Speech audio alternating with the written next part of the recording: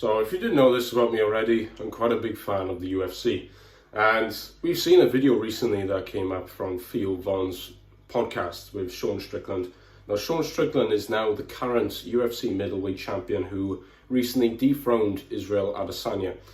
Now, why is this podcast, why is it stood out for so many people? Sean Strickland talks about his trauma and his past experiences. There was recently quite a bit of backlash from another fighter that was taking the mick out of him for his trauma. Of course, there's a different story to that altogether. But my point is, guys, when watching this podcast clip, it brought me to tears. If you haven't watched the video already, I'll either link it down in the description below or I'll just put it up here.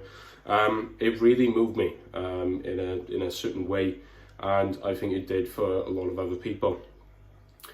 And what truly made him cry, what truly made him burst into tears, wasn't the fact that he was talking to Theo about all these traumatic experiences, about how his father was abusing his mother, and his father was abusing him, and they were having financial difficulties, and he was going to school, and he was being taken the mick out of himself there, and he couldn't sleep in his house, so he had to sleep in the school, and then the teachers were taking his desk away from him, so he couldn't sleep on it, so he had to sleep on the floor.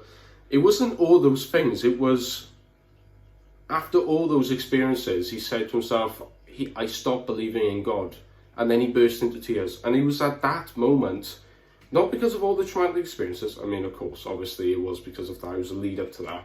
But it was when he said, I stopped believing in God, that's when he started crying. And Sean Strickland is a very, one of those quintessential Southern gun-loving dudes that, acts as if nothing really bothers him.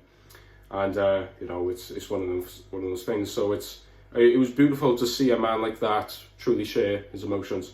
One of my thoughts, guys, on this is that we could not have hope without God, without a bigger creator, a bigger force behind this.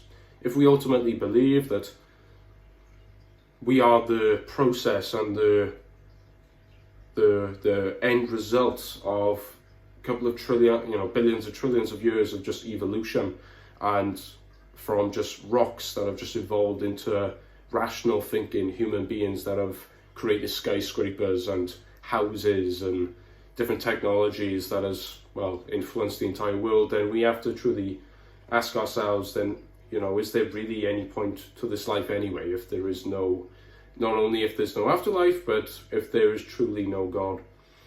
Also, I want to touch on the fact that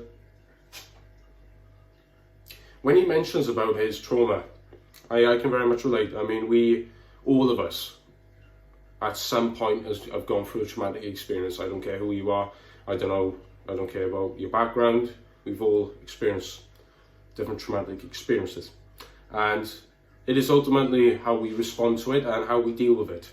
But some of the experiences can be so traumatic and so emotionally and psychologically damaging that we almost get into a state where we go into this almost coping strategy mindset of, it could be alcohol, could be, for many people, is pornography, for many people is food, and for many other people it could be fighting. Obviously, I very much think it's great that Sean Strickland is in this business where he can fight and make money from it, so he can put his frustration into it. But you can tell that this man has not processed his trauma. So let's pray for Sean Strickland, ladies and gentlemen. Let's pray for him. And ultimately, let me know what your thoughts, guys, are on this video. Excuse my voice, I've been quite ill with a chest infection. Guys, thank you for watching. God bless. I'll see you guys in the next one.